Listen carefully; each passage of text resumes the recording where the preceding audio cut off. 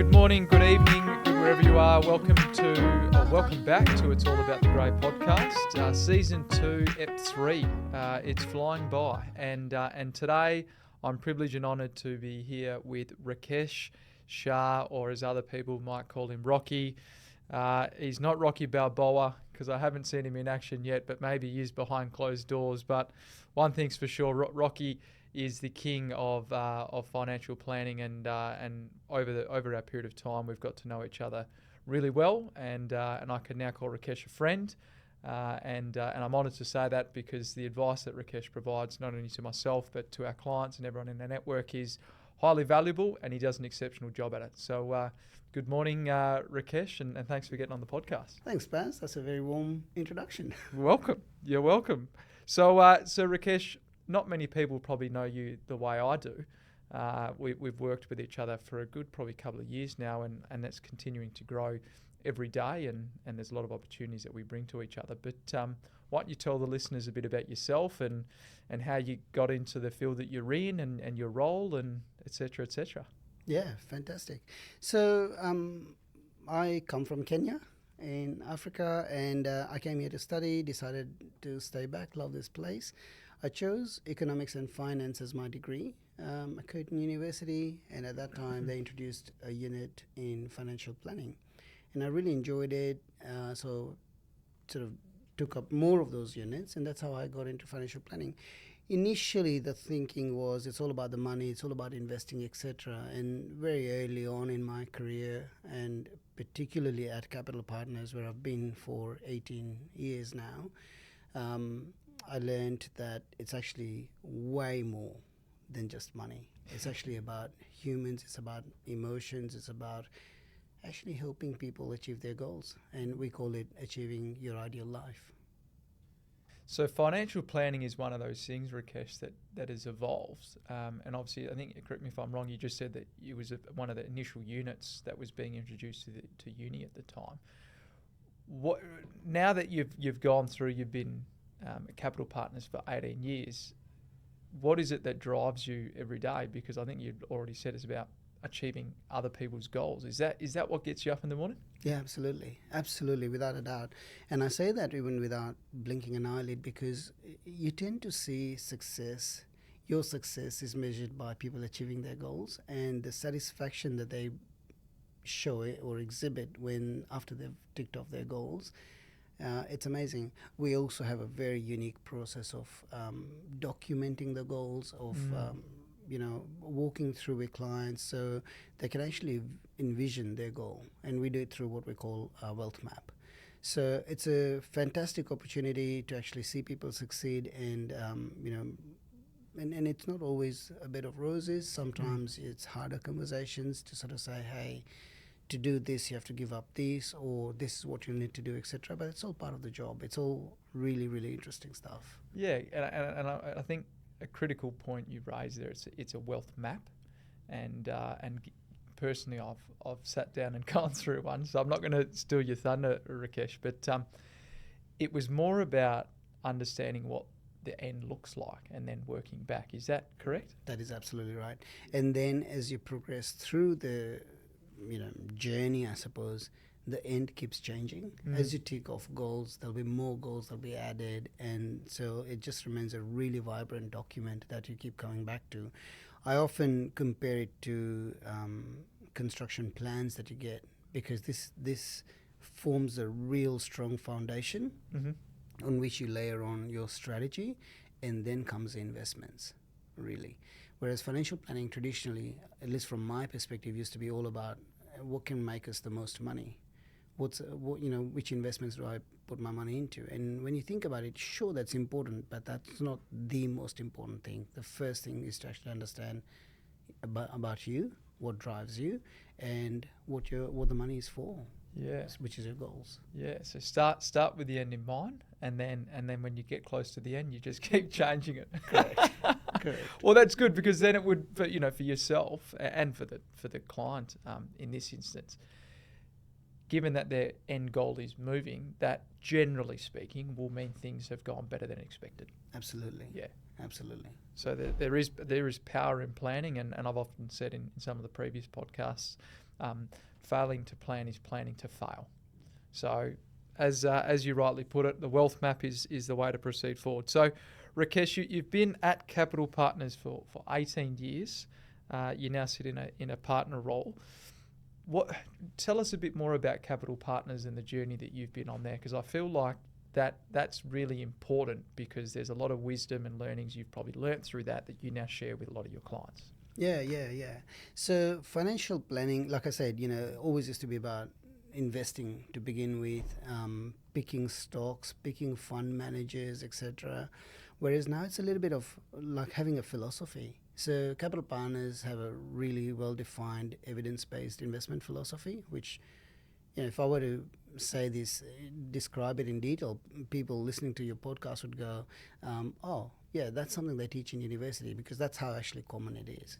So it's really simple. It's really easy to understand. The skill is actually more about matching the philosophy to the needs of your clients and making sure that no matter what you do, you help your clients achieve their goals.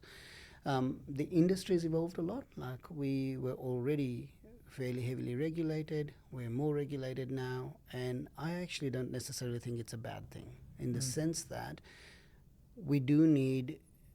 There's a lot of trust, a lot of faith people put in you when they come to you with their hard-earned money and say, hey, help me invest this stuff. So you can't just take that for granted.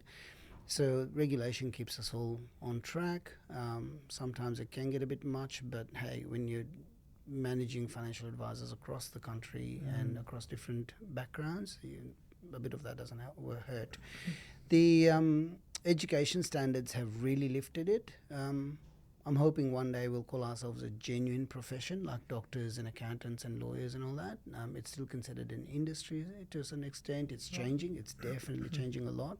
But from our perspective at Capital Partners, we've always had client first, client in the room, no matter what. And then that's how decisions are made, whether it's internal, whether it's external, whether it's to do with the clients themselves, etc. So there's a lot of change. We keep evolving as we go. And now we're exploring new things with artificial intelligence. Good. Which is also very exciting.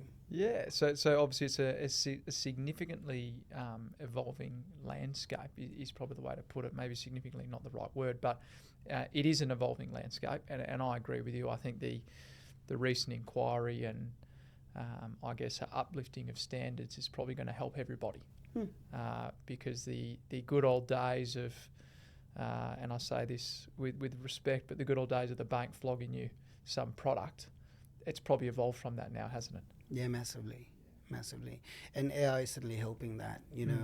People can now find a lot of those solutions easily without having to walk into a branch and speak to someone about investments per se, etc. So the profession, and I'm going to call it a profession, is actually evolving into becoming more of a coach, more of a financial counselor, that role, more than a salesperson of just products. Yeah, because it's a journey, and it's not, and I think, again, you keep saying, start with the end in mind. As your life evolves, as your income changes, as your partner come on board, dependents, whatever it is, having that product initially may not necessarily suit. So you should be consistently reviewing portfolio and reinvesting, or looking at other opportunities that are better aligned with the outcome. Correct. And it's also a relationship. So none of our clients actually are a one-off transaction client. Yeah, we don't believe in that. We actually, if you're a client of Capital Partners, you're in there for the relationship, and that matters. So speaking of which, getting into investing and potentially becoming a client of Capital Partners, and something we discussed earlier. So what, as a coming up as a business owner or SME or micro business or whatever it is that you are, or just a salary and wage earner looking to do something, what should we do or can we do today to prepare ourselves for tomorrow? So it actually doesn't matter what you do, as in whether you're a business owner, whether you're a highly like a highly paid professional, you might be a busy professional, you might be an ambitious retiree. The reality is that investing and doing financial planning isn't front of mind for most people, because you have other things that fill up your day. At least that's what our experience has been, particularly if you're not self-driven investor. So my suggestion would be, particularly if you're starting out your investing journey, think about three things. The first one is make sure you have a really, really good budget. Make sure you understand what the inflows and the outflows are. Factor in everything. We've got a really simple budget spreadsheet that we often share with our clients, which lists everything that you could possibly think of that your spending could be categorized into. But there are lots of tools like that on government websites, etc. So understanding your inflows and outflows is really important. Making sure there's a surplus at the end, because if there isn't, then you're already 2 steps behind. And then identifying what to do with the surplus. That's where the goals come in. You know, if you have a short-term goal, make sure the money is saved for that as a bit of a buffer, so that you're able to fund that goal when the time comes. The reality also is sometimes people defer their goals. So, for example, if you, I speak to a lot of younger clients, often kids of our clients, where they want to buy a house or something, but they're very flexible around it. They say, look, I would like to get it by such and such date, but if I can't, that's actually okay, because that gives you some freedom. But then there are certain goals that are not as flexible, where you have to do what you want to do by a certain day, because that's your progress. So it's about understanding your surplus funds and then committing to a plan. When I say committing to a plan, if you have an investment plan, say for example, stay committed no matter what. If you're saying if it's $500 going in every month, you're doing it regularly on that day. You're not saying, oh, markets went up yesterday, so maybe I won't do it today. No, it's on this day the money is going in, it's going in. There's lots and lots of evidence that shows timing the market isn't a smart thing necessarily. Time in the market, so the longer you remain invested, that's just going to play out really nicely. So having the patience to ride those turbulent times, and we've seen that in recent months with stuff that's coming out of the White House in the US. Yes. You just have to remain, steadfast in your strategy. So that you get that confidence from making sure you've picked the right investments, which brings me to my third point, which is diversify. Like, make sure all your eggs are not in the one basket, because if sadly they are, then you have to look after that basket really, really well. So make sure you're well spread out across multiple companies, multiple sectors, multiple countries. So it's not just in Australia, it's actually across the globe. That way, if one sector is going down for whatever reason, or is flat for whatever reason, the other parts are picking up. Yeah. You're making money out of that. So developing a real budget, not a fictitious budget that allows for the surplus, staying committed no matter what, and diversify. Correct. 3 golden rules. Yeah, I like it. Three things that are critical to getting into the market, and then ultimately building a portfolio that is somewhat resilient. So obviously being conscious that, Rakesh, you can't give financial advice, and we're going to have all the disclaimers on screen and make sure that no one does what we tell them they're going to do. When you're starting to think about the portfolio and investment strategies, is there anything that we should be starting out with without giving financial advice? So identify investment options that are going to be really, really broad based. As an example, instead of picking a handful of shares,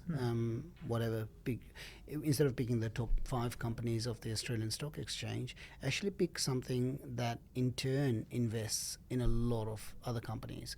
So you have an exposure to a lot more companies through your one shareholding. Often these things are called exchange traded funds, ETFs. There'll be other diversified funds that you could invest your money in, and many might allow for a regular plan. But the first thing is actually identifying and understanding what their minimum deposit is, because the cost of transacting should not be greater than the benefit. So if you're starting off with a smaller balance and you're incurring costs every time you get in, then your benefit is being neutralized. So what you want to do is make sure that you've developed enough of a deposit, accumulated enough of a deposit somewhere, and then you can go in there. That's all part of the budgeting process, right? Like, it's understanding, okay, if the minimum amount that you want to start off with is $20,000, pick that as an example, then you want to make sure that the $500 a month that you're saving is going genuinely towards that. You're not dipping in because you saw an ad in the newspaper about cheap flights to Bali and all of a sudden you've taken that up and spent it. Like, this is what I call discipline. Like, it's parked away, it's earmarked for these investment options. But that's the best way, in my opinion, to start. And I speak about this from experience. Very, very naive graduate, and I invested my entire savings, grand amount of $2,000 into the one stock when I first started my journey as a financial advisor. So guilty as charged, learned from experience, but I did that on the basis that that thing was going to double or treble within a few months.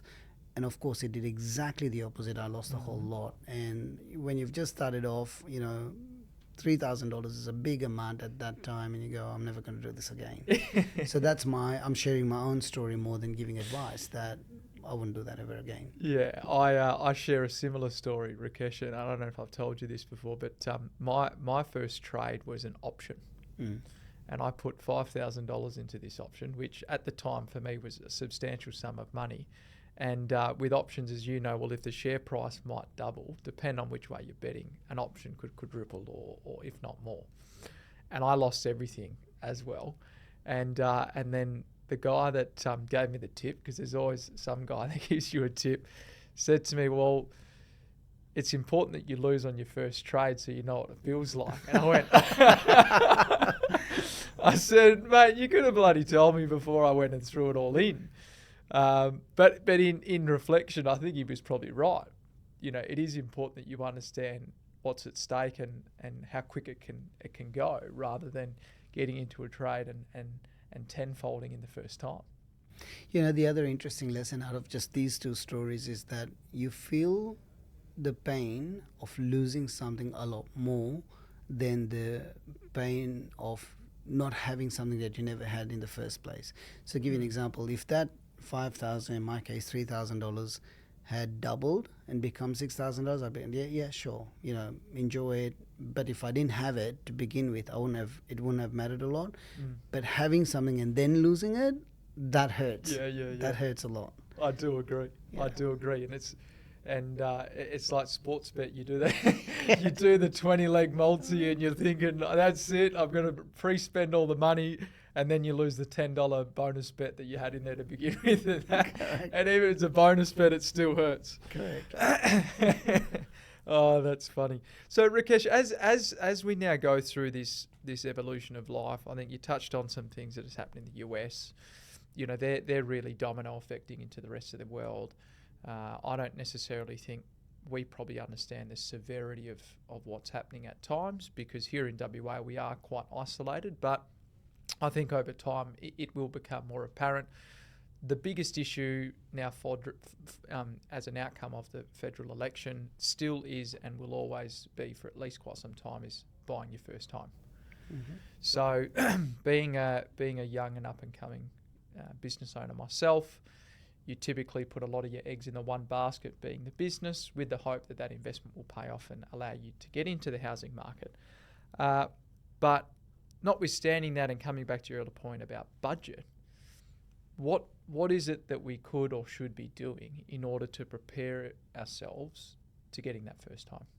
Yeah, so firstly it's understanding how much you'd want to spend on your first home. And then the next, part B of the question is, or response is, how much of a deposit you'd need. And then by when do you want to achieve the goal? You can see I'm playing out our wealth map strategy here, where you go, what's the goal? How much do you need? By when do you need it? And so if I share my personal story, my wife and I, we decided we wanted to buy a house. Back then it was a block of land that we wanted to get and then ready to build. And we wanted to put together $100,000 as a deposit so that we have lesser of a mortgage. we worked out a strategy of how much of our incomes we're going to save, and it happened to be with the way we were living, we could save one person's income, sort of the monthly amount regularly. So we just parked that aside every day, every month into like a high interest account. Don't touch that. See that grow. It actually motivated us because we were seeing that pot grow on a monthly basis. We reached that point, and then we were like, okay, let's now start house hunting. Sure, there is always going to be competing demands on your money. So, for example, as you mentioned, you might need to invest more money in the business, or you might need to do something else, etc. The problem where it can become problematic is that if you're putting again all your eggs in the one basket, whether in this case it's your own business, but it could be one investment, etc. If that then doesn't work out as planned, then you have to be ready to shift your goal out. We didn't want to shift our goal out. So in our case, it was about a conservative approach, parking the money in cash, in high interest account, term deposits, you call it. And back then interest rates were really good, so it wasn't a big deal. And with our incomes and how we're earning it, it was not that long, in terms of building the deposit. It's about also actually being practical about what you can afford. So, if you're starting out, you're not going to get your palace in Peppermint Grove. So you've got to be practical about that too. And eventually use that as a stepping stone to get into the property sector, and then you can evolve as the family grows. And I think you rightly point out that it's a journey, even that as an asset, right? And your primary place of residence really is a home for some. For others, it may be seen as an investment, but to get to the end goal of Peppy Grove, Cottesloe Beach, you do have to bite what you can chew to start, and then you can take on something bigger. I think that's what people often forget. Yeah, correct. And people forget that sometimes because property prices are just crazy to begin with. But and you often hear there's so many memes of this going around. Basically, people saying, "Oh, in my day, we could do this," and you go, "In your day, the salary compared to the house prices were, compare that to these days when house prices are sky high." So there's a bit of a gap. So it's easy for people to sort of go try and bite more than they can chew. But I still think there should be some rationalisation. Of course. And I think, again, coming back to it, back in the day, they were rationalising too. There is no shadow of a doubt that people would still have to rationalise to get their first home, whether it was 15 grand or 50 grand, depending where you were buying, and whether it was in the 70s or 80s. They still had to do that. And interest was far greater than what it is now, and your ability to borrow. Like, there's a lot of other factors, but you're right, I've seen a lot of those memes where you could buy a gallon of milk or a litre of milk for 20 cents, 30 cents. So it is all relative, but if you don't start somewhere, you'll never get there. And the advice I always give people, not that I'm a licensed advisor, is buying the first is always the hardest, and then then from that point forward it's easier because you can use the leverage and you can do all sorts of fun things, right? Well, yeah, correct. I tell my clients often because that I learn a lot from them. A lot of my clients are, either retired or very close to retirement, and that generation teaches us so much about budgeting, about how to manage your cash flow, etc. They could effectively run chapter 1 of financial planning in a live study because they're so good at that. And those are some of the things that we could all learn from, which is where I get my idea about budgeting from to begin with. Yeah, right. So retirement is one of those things that you probably never think you're going to retire, but at some point you need to, Rakesh. And as you come into the business journey, you don't think about it at all. Absolutely. I say it jokingly to you, like by 35, I'm out of here. But truth be told, I probably won't be. How can or what could you do to prepare yourself as part of that wealth map, as part of your investment strategy, to get to a point that you're comfortable retiring? And is there such a thing? So retirement, the word retirement itself is almost considered a swear word in our dictionary, and the reason is that retirement has this connotation that you're going to drop everything you're doing, just sit on the couch and do something different. And with the clients that we see these days, they have such different ambitions, things that they get onto post-work life is so interesting. You won't call it retirement, to the point where we're actually calling it renaissance. We're calling it a second life, which is a Japanese concept. And what happens in terms of preparing for it, sure, the money aspect of it, if I didn't mention the money aspect of it, I wouldn't be called a financial advisor. So of course the money is important, understanding how much you need, etc. But there's such a deep and equally important factor called preparing for it emotionally. Think about your day, my day today. We get in, 8 to 6, whatever, hours you work. It's so structured. You know how many meetings you have, you know what you're doing, etc. And then all of a sudden that stops because you're seeking this freedom. So it's about understanding, what are you seeking when you retire? So freedom to do what? Understanding that. And interestingly, that journey starts a lot earlier. Now, a lot of people have interesting hobbies and interesting extracurricular activities that they're going to follow up outside of their work life, etc. And then some of these things get interrupted when you have family and your life just absolutely turns and you're doing everything just for your family. And then they become older, your kids become older, and they've sort of left home. And then you're sort of searching again what interests you most. So it's about, a part of the journey is actually understanding, what is it that interests you? Do you have the financial freedom to achieve those or fulfill those hobbies, etc.? So you can see this concept. I keep bringing the word up, freedom, a lot. Retirement, if you allow me to use that word a bit just temporarily, is all about understanding having freedom of time, freedom of money, freedom of purpose, and freedom of relationships. So it's, how do you prepare for all of those things in for retirement? Money is just one part of it. Yeah, agreed. So yeah, time and purpose are really interesting, in my opinion, because I feel a lot of my generation, or even arguably our generation, is chasing freedom. So they do want to work and they do want to be, purposeful in what they're working, but fundamentally, I think they do want a freedom of purpose too. Do you agree with that? Yeah, absolutely. Yeah. That's what I'm saying. A lot of traditional plans used to be all about retirement being, freedom of money. Yeah, dollars. Yeah, dollars. And you go, yeah, okay, so you're a billionaire now. Yeah. Then what? Yeah, what's correct. the purpose? What's driving you? And that's the first thing we capture as part of our wealth map experience, about the values. What what gets you out of bed? What are some of the things that are so important to you?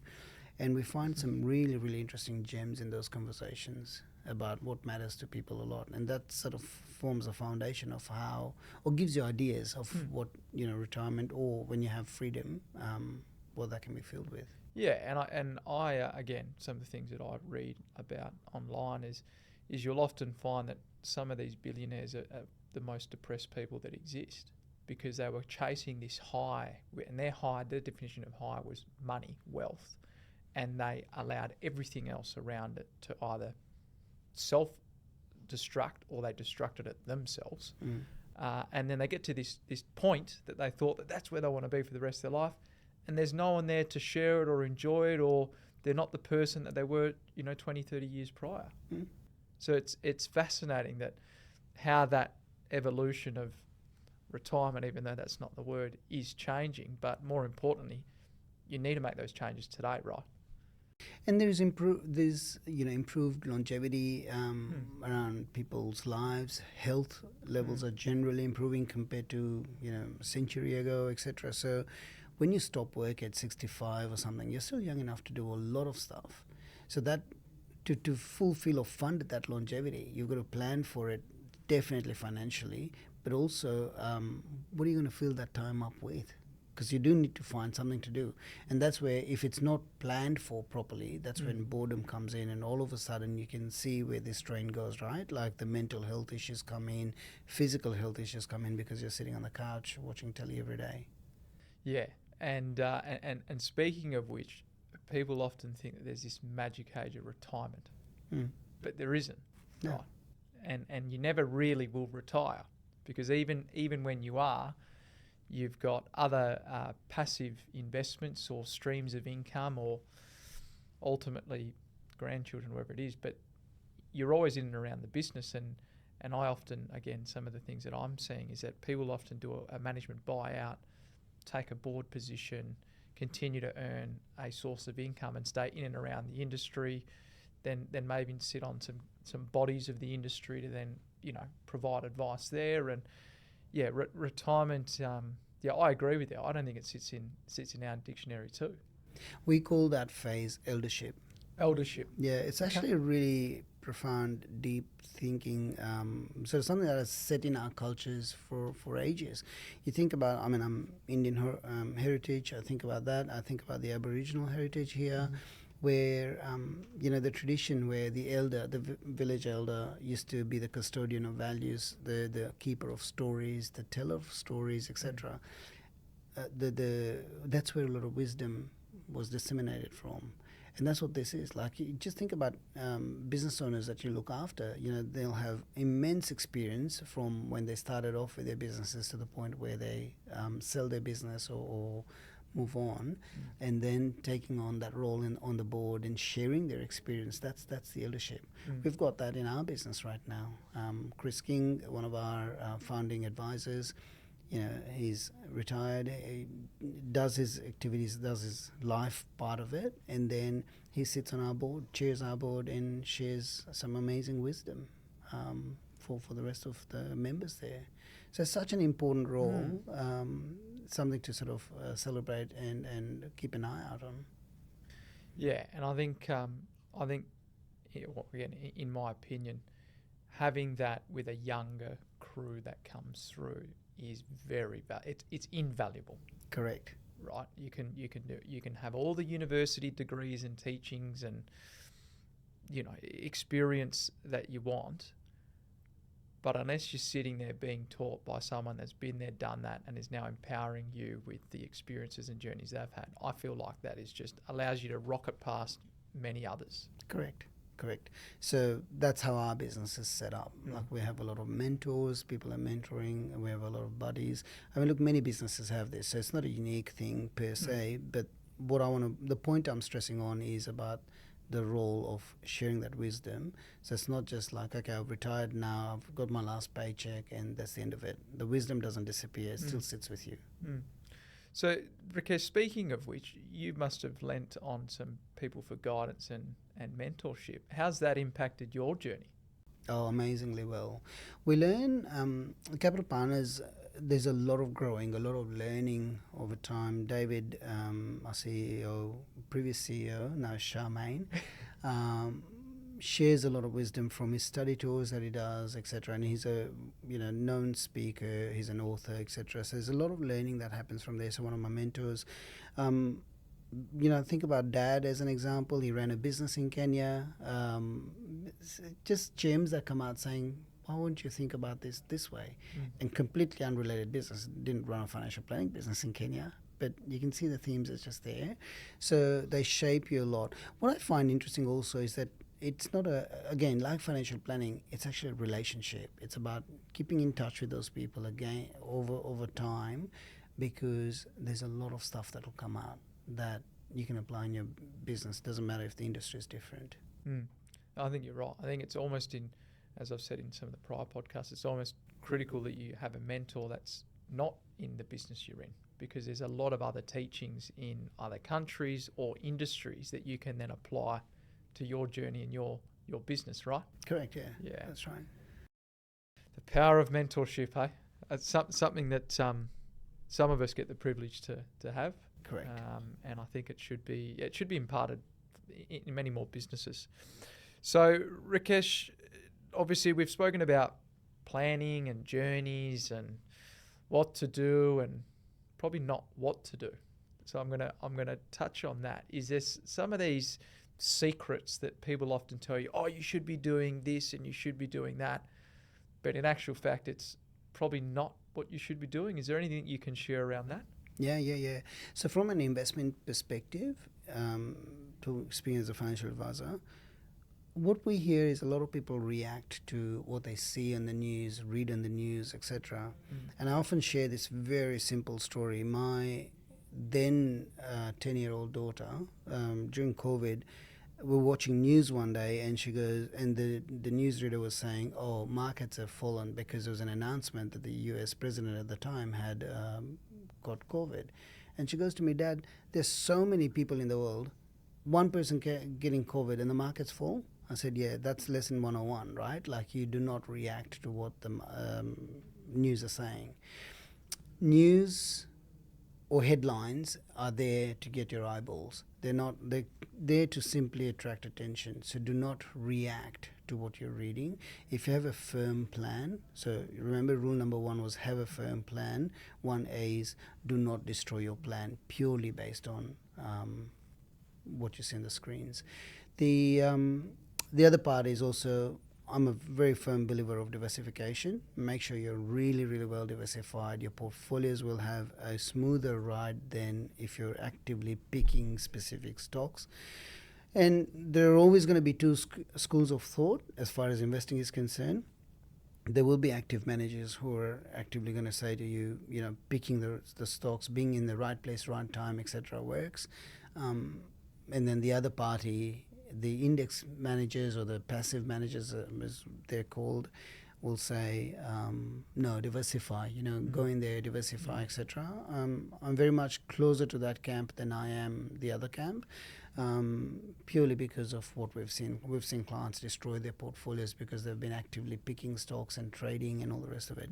But I'm sure, not one formula fits everyone. There's probably a role for both. For Capital Partners, we have an investment philosophy that is leaning more towards having a diversified portfolio as opposed to actively picking stocks. So that's one thing I wouldn't do, which is actively pick them. I think, and often people chase that right time to buy. Right? Yeah, yeah. There's so much evidence out there about the value of being in the market and remaining in the market, as in time in the market as opposed to timing the market. Yeah, it's near on impossible. So, and then the other thing that I probably want to briefly touch on, and I know you may or may not be a believer of this, but this ideology of this cryptocurrency world, Rakesh, I know you'd turn in your grave if I said to you one day Capital Partners was advising on buying and selling cryptocurrencies. But what's your personal views on it? My personal view, I actually don't even understand enough of it to hand on heart recommend that to a client. Do you know what I mean? So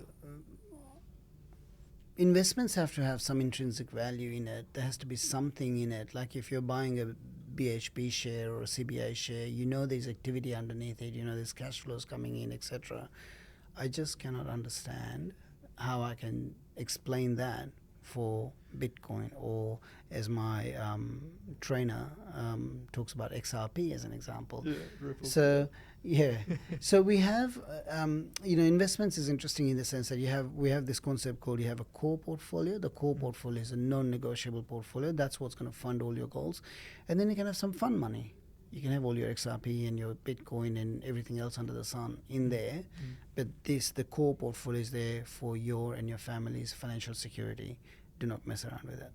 Is what my... Oh, that's sound advice. Yeah, I actually don't mind that. So you've got this core portfolio that's pretty steady, whether it be income or stock or the like, and then you've got this fund money which may be the core one day, but for the time being, so you're not opposed to the view of having a little bit dabbling. Sure, yeah, absolutely. Yeah. As long as you know that your core wealth is not going to be affected. Yeah. Now, you might ask me, Rakesh, when you're starting off your investment journey, how do you know how much to put in your core wealth and how much to play around with that? Because it's a long journey yet. You have a lot of goals to fund, etc. Part of your core wealth is actually going to be funded or filled. That pot will be filled with your income earning ability. So if you're going to take an opportunity here to go and invest something in this satellite wealth, do so. Just don't put all your money there, is all I'm saying. Yeah, okay. That's good advice. I like that advice, Rakesh. So, Rakesh, obviously, you're very wise in I guess the responses you've given today, and I think I've had some fantastic personal experiences with you, and hopefully we'll continue with that moving forward. Where can people find you if they want to reach out to ask any questions, or maybe get a copy of the budget spreadsheet or whatever it is? Absolutely. So Capital Partners is where I work. if you go into our website, capitalpartners.com.au, you'll be able to see my profile there. I'm on LinkedIn, and absolutely feel free to connect like that. Fantastic. And this post will be shared on LinkedIn, so I'll be sure to tag you. So if you haven't got me personally on LinkedIn as well, feel free to connect with Rakesh from there. Rakesh, thank you so much for your time today. It's been an honour to take an hour out of your day to have a chat, and look forward to continuing to work together. Thank you for the opportunity. It's fantastic. Thank you.